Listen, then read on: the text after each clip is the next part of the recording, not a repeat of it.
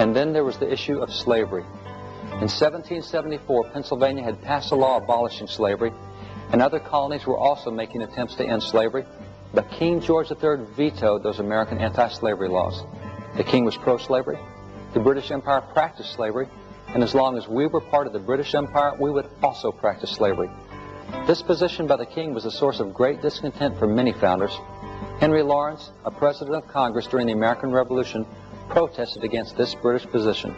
Lawrence proclaimed, "I abhor slavery, but I was born in a country where slavery had been established by British kings and parliaments ages before my existence." Since the only way for America to end slavery was to separate from Great Britain, many founders decided that separation would be an appropriate course of action.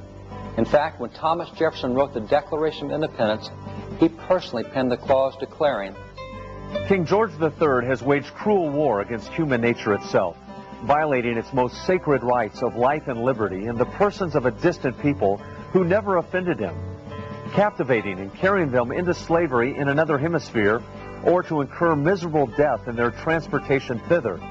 Determined to keep open a market where men should be bought and sold, he has prostituted his negative for suppressing every legislative attempt to prohibit or to restrain this execrable commerce." That is, not only has King George III engaged in slavery in the slave trade, but he has even opposed all efforts to stop it.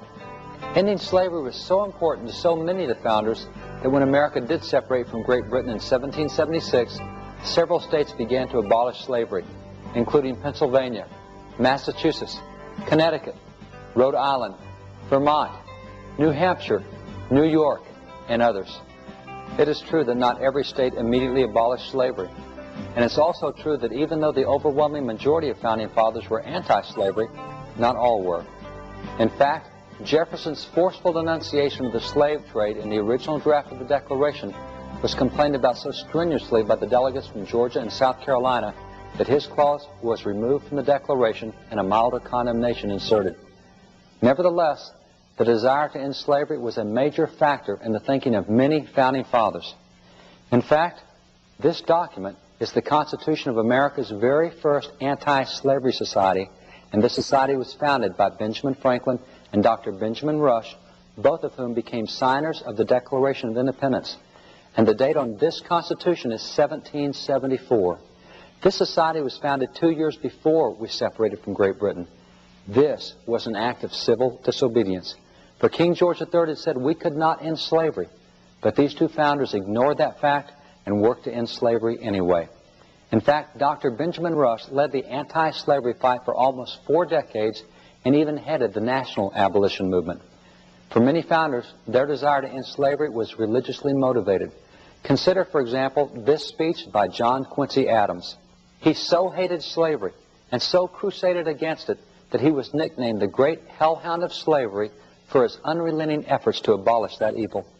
In this speech, Adams cites the Bible passage from Luke 4, where Jesus declared that he had come to set at liberty the captives. John Quincy Adams then notes that if this was the goal of the Savior, it should also be the goal of all Christians. They too should work to end slavery. As you can see, issues such as religious liberties and the end of slavery, and a number of other issues, like the removal of trial by jury, the impressment of American seamen by the British, and the placing of the military power above the civilian power, these were important reasons behind the founders' separation from Great Britain. Yet all we hear about today is taxation without representation.